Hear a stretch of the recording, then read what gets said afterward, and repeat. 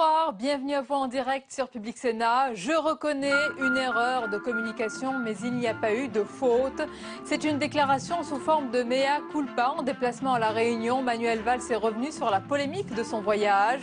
Le Premier ministre s'est aussi engagé à rembourser la somme de 2 500 € pour ses enfants qui avaient pris place à bord de l'avion. Les détails dans ce journal. Les agents des hôpitaux de Paris étaient à nouveau plusieurs milliers à faire grève ce jeudi et le ton est monté d'un cran. Les manifestants demandent à l'Élysée le retrait de la réforme des 35 heures, mais aussi le départ du directeur de l'AP-HP, Martin Hirsch. La mobilisation était moins importante que les fois précédentes, mais la contestation au projet reste très vive. Les images à suivre.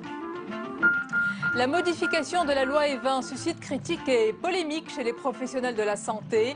Les députés ont adopté dans la nuit, contre l'avis du gouvernement, un amendement sénatorial qui assouplit la publicité pour l'alcool. Satisfaction du monde vinicole, coup dur pour la santé, répond la ministre Marisol Touraine. Il y a un an, en juin 2014, la deuxième ville d'Irak, Mossoul, tombait entre les mains de Daesh. Un an plus tard, les djihadistes de l'État islamique ne cessent de progresser en Irak, en Syrie, mais aussi en Libye. Une percée qui nous interroge sur l'efficacité de la coalition, la stratégie des Américains et le jeu d'alliances complexes qui se nouent sur le terrain. On en parle ce soir avec notre invité, Thomas Gomard, le directeur de l'IFRI. Il est l'invité du grand entretien du 22h. Voilà pour le programme de votre 22h. Merci d'être en notre compagnie ce soir. Et avant de développer tous ces titres, cette décision aujourd'hui du Conseil constitutionnel. Les sages ont invalidé l'élection de 4 sénateurs. Ils sont déclarés inéligibles pour un an. Les explications de Julie Hulin. La décision était attendue. Il y a 2 mois exactement, la Commission nationale de contrôle des comptes de campagne rejetait les comptes de 5 sénateurs. À l'époque, ils plaidaient tous la bonne foi. Pour la première fois, l'élection sénatoriale de 2014 était soumise à une nouvelle réglementation, imposant aux candidats la désignation d'un mandataire financier qui devait prendre en charge toutes les dépenses liées à la campagne. Certains avaient fait l'erreur d'avancer eux-mêmes certains frais. Un acte qui les a condamnés. Aujourd'hui, 4 d'entre eux ont été déclarés inéligibles pour un an par le Conseil constitutionnel. Emery de Montesquiou, François Aubet, Jean-Patrick Courtois et Pierre Jarlier. 4 hommes qui se voient ainsi déclarés démissionnaires d'office de leur mandat de sénateur. Les comptes de campagne n'ont pas été dépassés. Qu'en aucun cas, il y a eu je ne sais quelle malversation. C'est simplement un problème de procédure. Le règlement direct par les candidats sur des sommes assez modestes. Les sénateurs n'étaient pas habitués à des comptes de campagne. Et je pense que ça vient de là. Il n'y a pas de malhonnêteté de la part des candidats, mais que voulez-vous, c'est comme ça. Hein. Je ne peux pas non plus reprocher au Conseil constitutionnel d'appliquer sa jurisprudence. François Aubet et Jean-Patrick Courtois seront remplacés par les suivants sur leur liste. Pour Emery de Montesquiou et Pierre Jarlier, une élection partielle devra être organisée dans un délai de 3 mois. Pris dans la tempête médiatique après son voyage à Berlin, Manuel Valls a fait aujourd'hui une déclaration sous forme de mea culpa, reconnaissant une erreur, mais pas une faute. Le Premier ministre, qui était en déplacement à La Réunion, espère ainsi clore la polémique. Cécile Sixou. Si c'était à refaire, je ne le referai pas. Jusque-là, pas une erreur, pas une égratignure. Manuel Valls savait bien soigner son image. Mais après 5 jours de polémique autour de son voyage à Berlin avec ses 2 fils pour la finale de la Ligue des Champions, le Premier ministre fait son mea culpa. Il reconnaît une erreur de communication. Je reconnais évidemment qu'il y a eu une erreur de communication, une erreur de sensibilité. Et je le reconnais, je pense qu'un responsable politique, il est fait aussi de sang, de chair, et il est capable de sensibilité et de comprendre ce qui se passe autour de lui. Face aux réactions, il a également décidé de rembourser 2 500 €, la part de ses enfants. Quelques minutes plus tard, pour les socialistes qui apprennent la nouvelle, c'est le soulagement. J'espère que ça va clore la polémique qui avait été L'affaire est close. lancée. J'espère. Je crois que la décision prise est la bonne et puis j'espère qu'on va pouvoir passer à autre chose. Passer à autre chose, l'opposition de son côté continue à ironiser. Il réinvente un nouveau dicton. Faut avouer à moitié remboursé. Maintenant, mettons un terme à tout cela, c'est vrai, mais il y a une marque qui est apparue chez le Premier ministre, rigide, fermé et surtout décalé des réalités. L'homme de l'opinion, décalé des réalités. Si la polémique retombe, l'image du Premier ministre pourrait, elle, être écornée par cette affaire.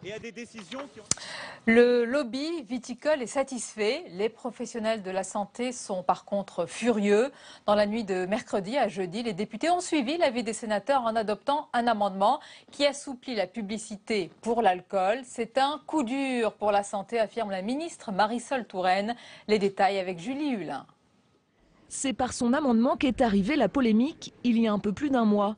Gérard César, sénateur des Républicains. Il menaçait même de boycotter la venue de François Hollande sur le Salon mondial des vins dimanche prochain. Cette nuit, l'Assemblée lui a donné raison, adoptant son amendement distinguant information et publicité sur l'alcool. Pourtant, depuis quelques jours, le gouvernement était monté au front pour défendre la loi Evin. Marisol Touraine, Stéphane Le Foll et encore cette nuit en commission, Emmanuel Macron. Je voulais prendre la parole pour vous demander de ne pas voter cet article. Mais contre l'avis du gouvernement, les députés ont maintenu cette nuit l'amendement litigieux. Parmi eux, des socialistes très tranchés. Le grand intérêt de cet amendement, c'est de faire évoluer très à la marge la loi Evin en fonction de nouvelles potentialités de valorisation de la viticulture. Un article qui est, je crois, tout à fait mesuré et qui, encore une fois, ni dans l'esprit ni sur le fond, à mon sens, ne remet en cause une loi qui est une loi fondatrice en matière de santé publique. Aujourd'hui encore, Claude Evin, le créateur de la loi, s'est déclaré très inquiet pendant que la ministre de la Santé exprimait toute son incompréhension. Je suis en colère lorsque je pense aux 50 000 personnes qui, chaque année, meurent à cause d'une consommation excessive d'alcool. Et je souhaite très sincèrement que la suite du débat parlementaire permette de rétablir la loi Evin. Le débat se poursuivra mardi prochain à l'Assemblée nationale lors de la seconde lecture en séance publique du projet de loi Macron. Des amendements de suppression devraient à cette occasion être déposés. La suite du 22h, dans un instant, c'est le grand entretien du jeudi avec mon invité ce soir. Il est directeur de l'IFRI, c'est l'Institut français des relations internationales, Thomas Gomard. Et c'est à suivre juste après le rappel des principales informations en France et dans le monde. C'est le tour de l'info. Il est signé ce soir Agathe Pécastin. Depuis 16h et jusqu'à demain soir, 24 départements sont placés en vigilance orange. L'Aveyron, le Gard ou encore l'Hérault ont été ajoutés. Une vague orageuse accompagnée de fortes rafales de vent menace le sud-ouest de la France. De violentes intempéries qui ont déjà fait des victimes. En Haute-Corse, les secours ont découvert un 4e corps. Hier, un glissement de terrain avait surpris une douzaine de randonneurs. Les recherches se poursuivent pour tenter de retrouver une possible 5e victime.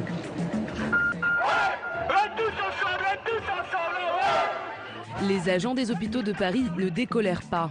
Ils étaient entre 10 000 et 15 000 à défiler dans les rues de Paris aujourd'hui. Tous s'opposent au plan de réorganisation de leur temps de travail. Infirmiers, brancardiers ou encore aides-soignants doivent réduire de 10 minutes par jour leur service. Objectif, faire des économies sur les RTT. Une réforme au détriment de la qualité des soins pour les syndicats. Il y a un burn-out de base. Maintenant, nous enlever des repos, obligatoirement, ça va jouer sur la qualité de travail. Donc nous dire qu'on va réorganiser le temps de travail pour que la qualité des soins soit meilleure, on ne voit pas comment ça va être possible si on est encore plus fatigué. 75 000 personnes sont concernées par ce plan. Eux aussi sont en colère. Les enseignants du secondaire ont manifesté contre la réforme des collèges. Une mobilisation moins importante que la précédente. Selon le ministère, près de 12% de grévistes ont été recensés, un tiers pour les syndicats.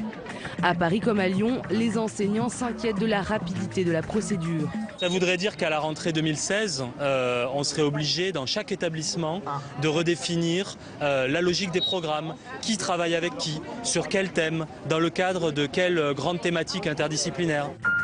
Stéphane Richard veut faire taire la polémique.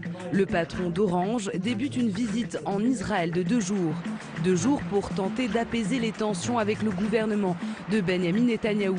Lors d'un déplacement au Caire, Stéphane Richard avait déclaré vouloir retirer sa marque du pays. Une décision que l'ancien président Nicolas Sarkozy n'avait pas hésité à critiquer en début de semaine.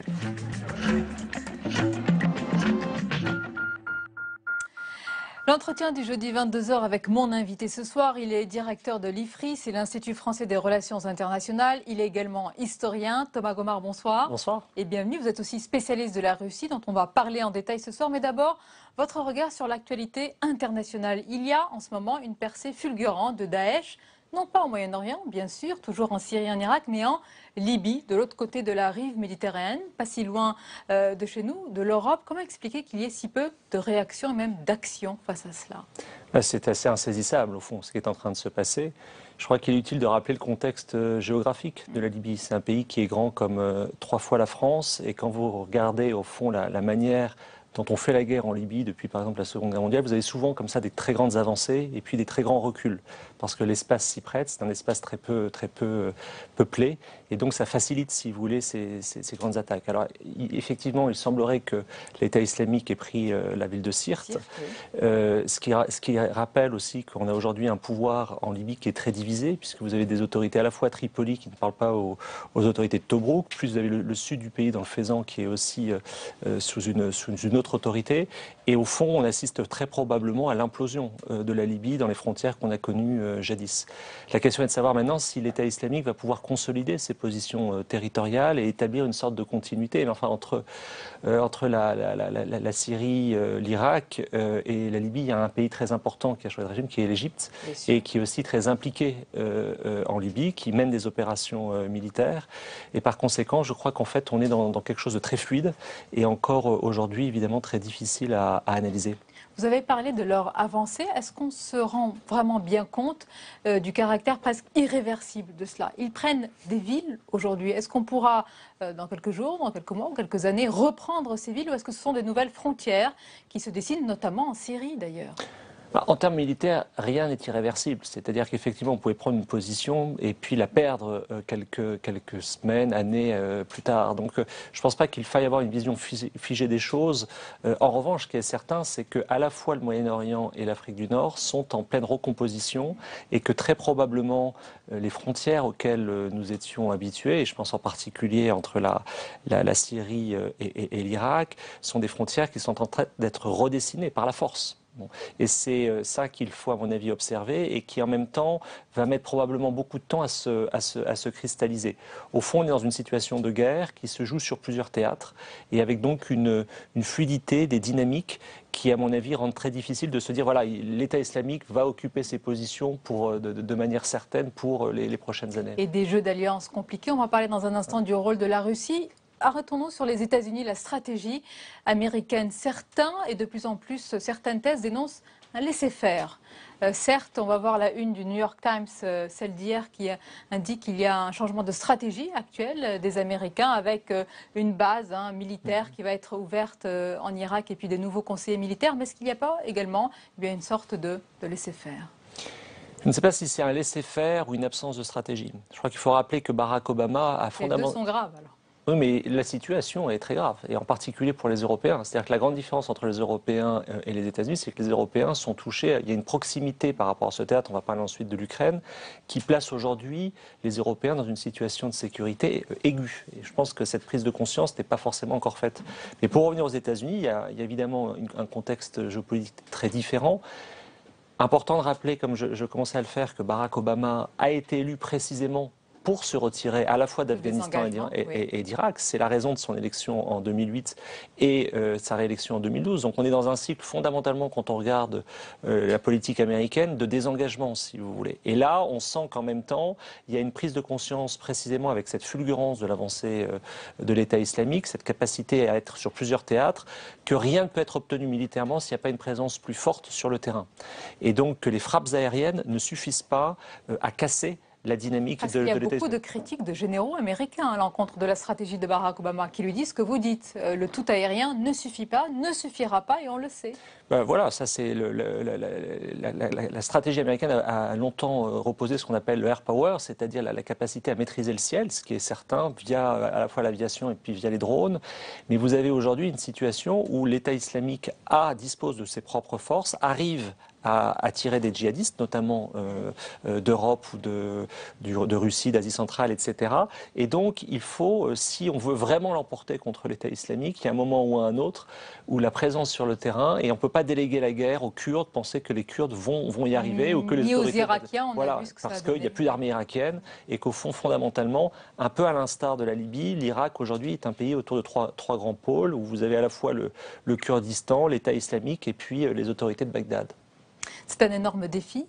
On fait face à une menace très importante. C'est une guerre. Est-ce qu'on peut se passer, Thomas Gomart, donc, de l'aide, de l'implication des Russes sur ce dossier? D'abord, ce dossier, lutter contre le terrorisme. On ne parle pas à Vladimir Poutine. Est-ce que vraiment sur ce dossier, on va pouvoir ne pas lui parler pendant longtemps? On se parle sur ce dossier, même si c'est difficile. Oui, vous avez des contacts. On se parle avec la Russie, qui est un partenaire très important au Moyen-Orient, sur le dossier iranien, puisque les Russes sont dans ce qu'on appelle le P5, c'est-à-dire ces pays qui mènent la négociation avec l'Iran. Ensuite, je pense que les capitales européennes ont compris que la Russie disposait de leviers d'influence encore actifs au Moyen-Orient, que ce soit avec la Turquie d'Erdogan, que ce soit évidemment avec la Syrie et le soutien apporté à Bachar el-Assad, que ce soit avec l'Iran, que ce soit avec l'autorité palestinienne, puisque la Russie a reconnu le Hamas dès 2006, et puis avec un pays comme Israël également. Donc au fond, on a une diplomatie russe qui est active au Moyen-Orient. Et effectivement, il y a une analyse, je dirais, qui consiste à dire que objectivement, les Russes et les Occidentaux ont le même ennemi qui est l'État islamique.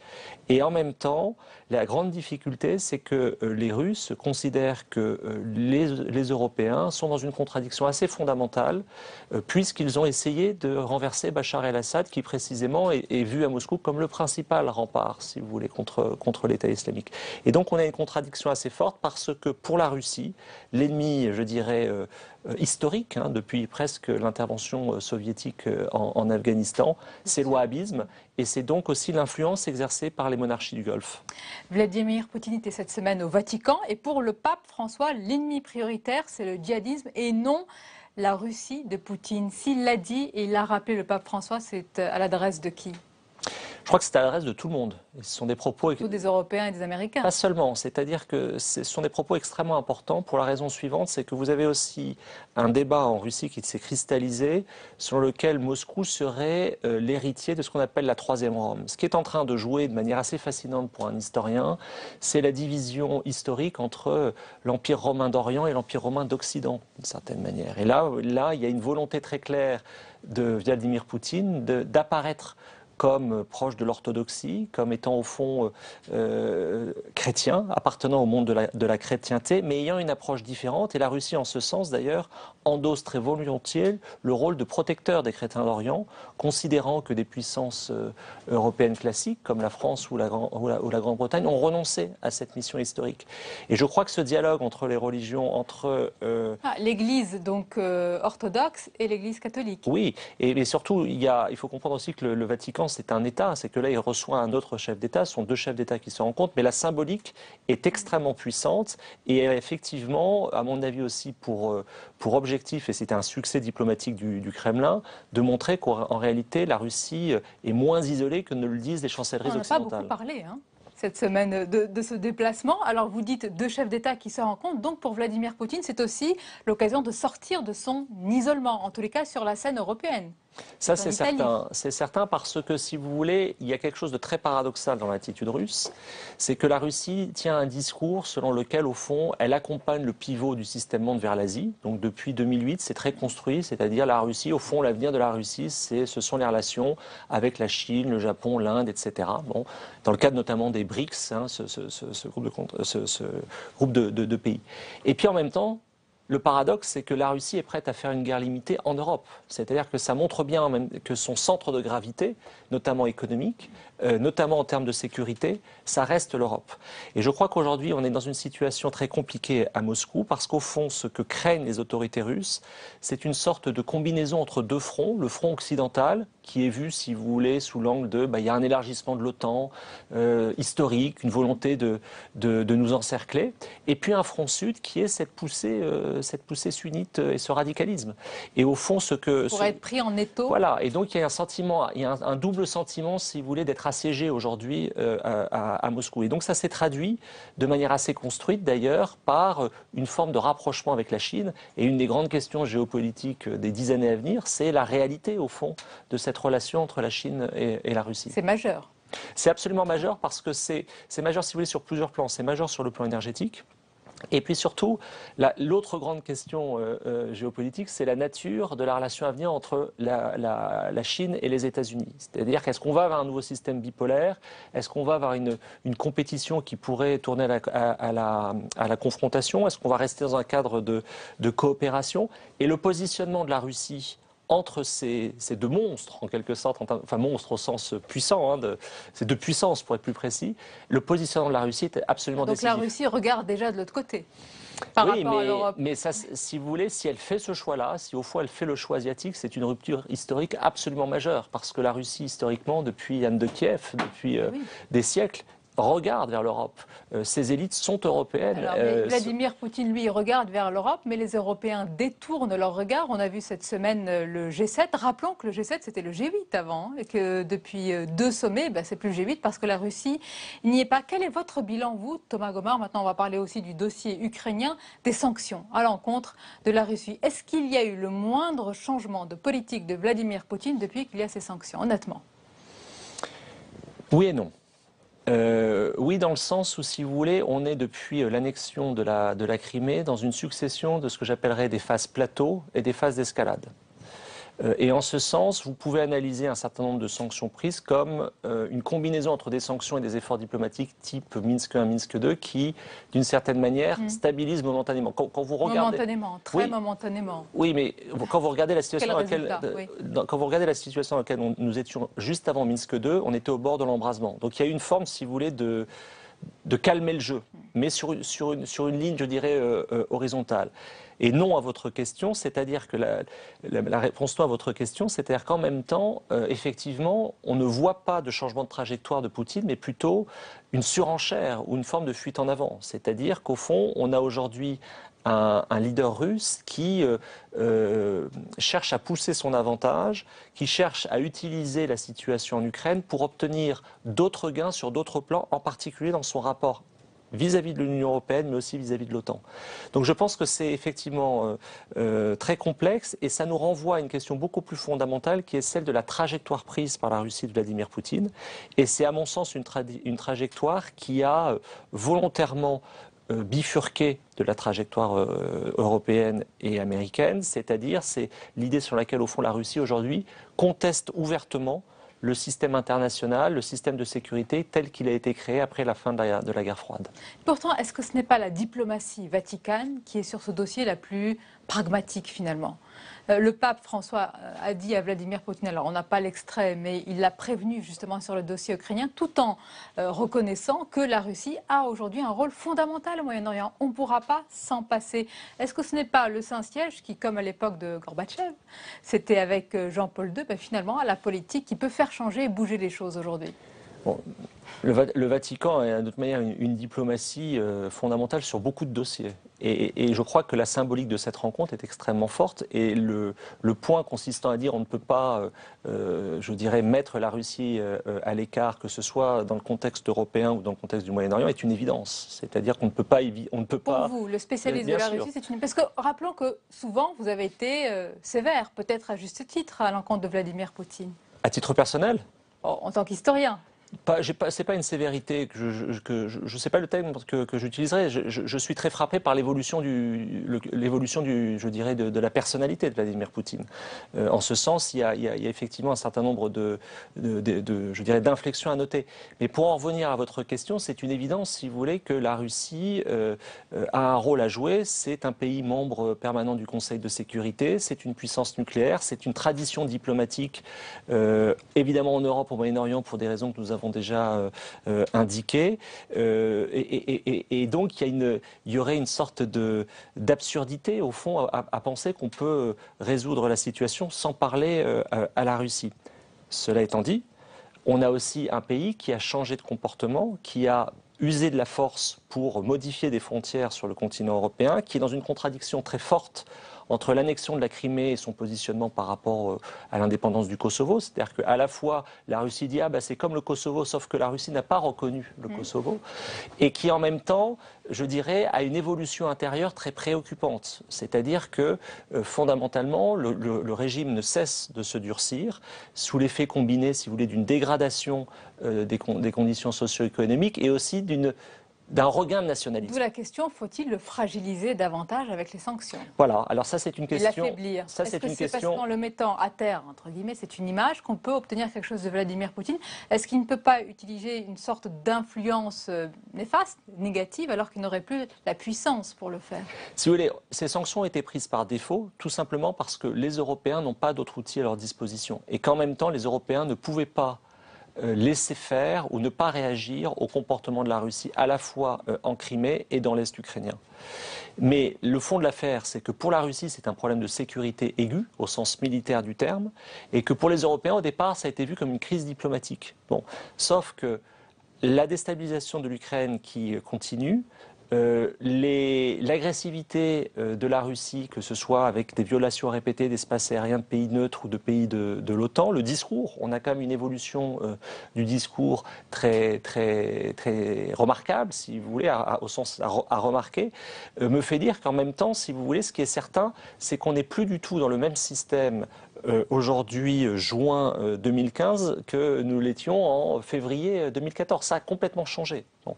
Et la grande difficulté dans laquelle... l'espace de quelques mois. Oui, en 18 mois. La grande difficulté dans laquelle sont aujourd'hui les capitales européennes, c'est leur capacité ou leur incapacité à penser simultanément ce qui se passe, je serais tenté de dire en Ukraine, dans cet espace qui est lui probablement aussi, lui aussi probablement en recomposition, et ce qui se passe en Syrie, c'est-à-dire ces espaces qui sont en train de se recomposer. Oui, d'où la question des frontières. Voilà, dans les deux cas, si vous voulez, c'est très frappant. On a des frontières en recomposition et on a une forte opposition. C'est-à-dire dans le cas au Moyen-Orient et en Afrique du Nord, on a un acteur transnational qui veut devenir un État, et en Europe, on a une puissance classique historique qui veut aussi modifier leur état. Le grand défi donc majeur. Thomas Gomard, comme tous les jeudis, on fait réagir notre invité à une semaine d'actualité qui est croquée en dessin par notre dessinateur Hervé Baudry. Vous choisissez un dessin et on le commente ensemble. D'accord.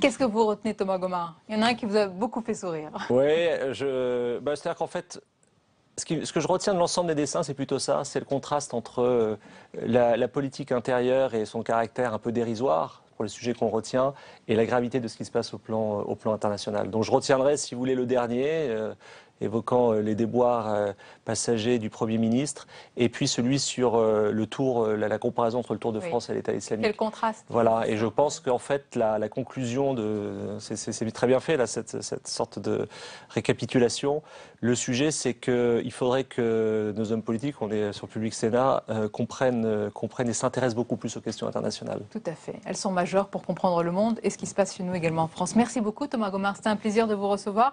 Je rappelle, parce qu'elles sont passionnantes, les différentes publications de l'IFRI avec celle-ci. Remarquable titre, La Russie, une puissance faible. Avec un point d'interrogation. Voilà, très important. Merci beaucoup. On arrive à la fin de ce journal. Merci de votre fidélité. Tout de suite, c'est l'émission Les Pieds sur Terre. Je vous souhaite une belle et douce fin de soirée en notre compagnie.